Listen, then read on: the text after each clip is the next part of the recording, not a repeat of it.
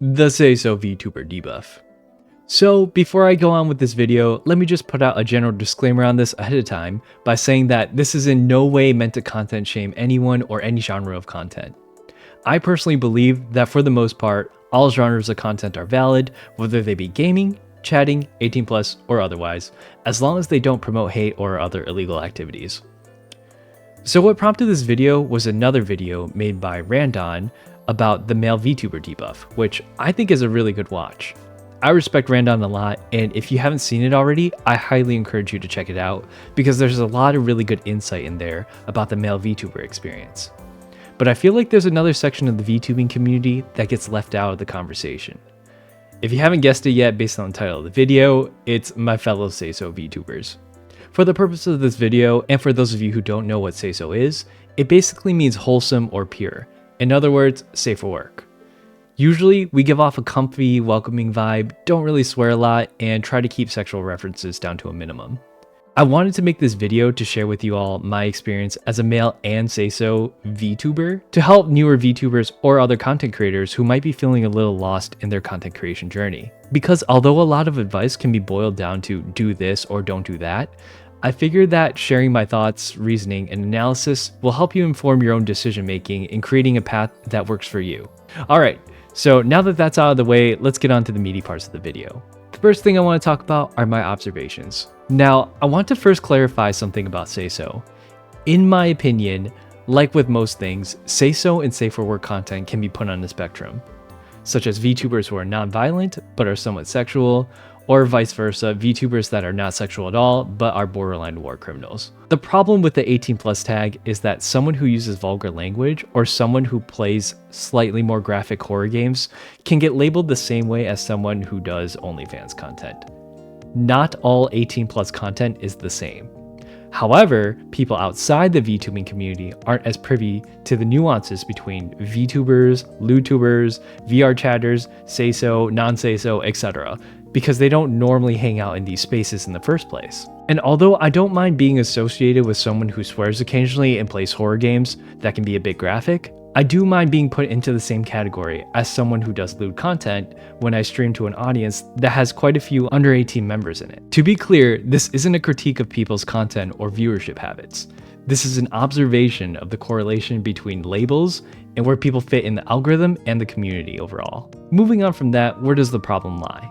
When we're reduced to just a binary yes or no for Seiso, because that's how the algorithm puts on search labels, if you want to remain amongst the Seiso crowd, you have to curate your content pretty hard. As someone who has a generally medium to semi-large audience, I'll let you know right now that if you intend to be Seiso, you kinda always have to be Seiso, because people will comb through your entire career looking for a moment of slip up. It's easy for non-Seiso creators to have a moment of wholesomeness, but if a Seiso VTuber were to start streaming something like LS Trials or have, I don't know, a stash of 18+ VTuber artwork for their avatar, that could become a source of criticism in the future. I think that it's not really a dispute that the general audience for VTubers leans heavily towards watching female content creators.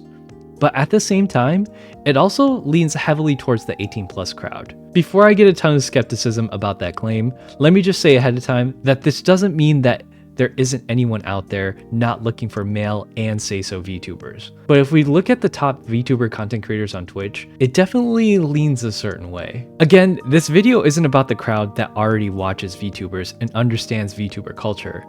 It's about the people who haven't watched VTubers before and don't watch them on a regular basis. It wasn't until I started poking around other communities that I realized how other non-VTuber watchers viewed me as, and how many debuffs I was actually working with.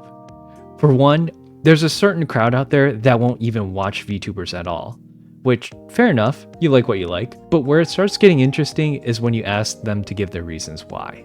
I'm not sure when this started happening, but VTubers have started becoming stereotyped as an 18+ genre in of itself. There's a surprisingly large section of people out there who think that VTubers are a bit too lewd for them.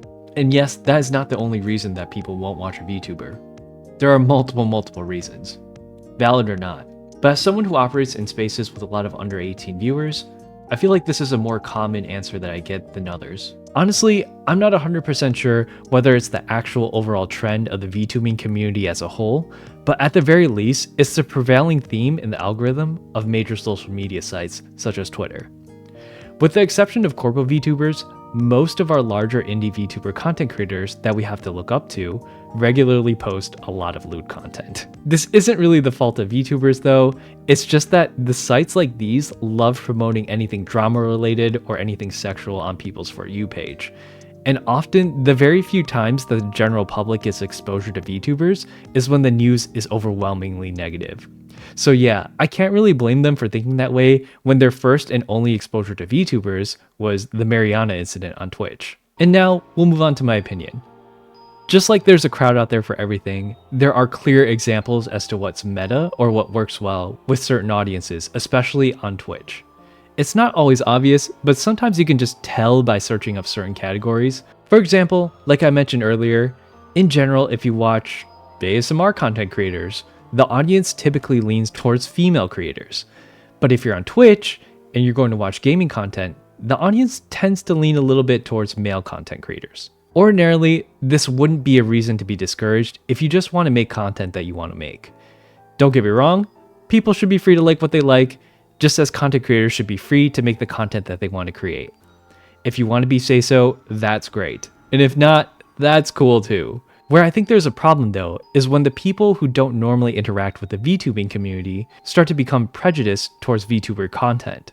If you watch the video that Randon made, he goes over the reasons why there's a passive debuff building an audience as a male VTuber. People who already watch VTubers most likely already have an Oshi that they like. A direct quote from that video is that your best bet would be to reach out to someone who's never watched VTubers before and try to convert them into your camp. And that's where the Seiso debuff kicks in.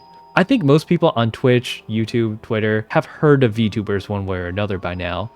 And when people are thinking of trying something new, a lot of the times they're walking through the door with a bunch of preconceived notions. And I think that as a Seiso VTuber, that can be a little detrimental to your growth.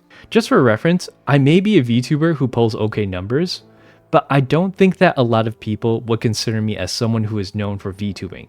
I'm more or less a content creator who happens to be a VTuber rather than someone who makes VTubing itself as the content. This is actually the first time I'm doing something like this, and it honestly feels pretty fulfilling. So I might just be putting into a series, sharing my experiences to help others navigate their way through their content creation journey. Quick shameless plug, if you like what you see here, please like, comment, and subscribe to the channel. And now we move on to the advice. I found that there are three main difficulties that I have trying to build an audience.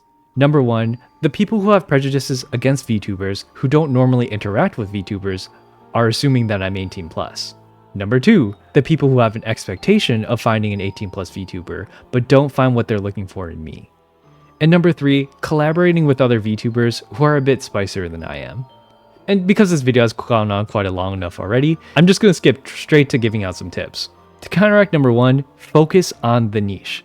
I'm fairly well known in the IDV community more than I am in the VTubing community. It doesn't matter what people think of me as a VTuber as much, since the algorithm on TikTok and YouTube is force feeding them my content anyways. And maybe they'll watch it one time and think that, hey, maybe this Hikaru guy isn't as bad as we think. For number two, in the end, these people shouldn't matter. If you aren't an 18+ VTuber, the people who come to you looking for 18+ content weren't your target audience in the first place. VTubing tends to attract an 18+ crowd, and sure, sometimes it sucks that what could have been a passive buff isn't working in your favor. But if you aren't comfortable with being 18+, it doesn't matter in the end. And number three, I love my 18+ content creator friends, especially my Hysteria boys.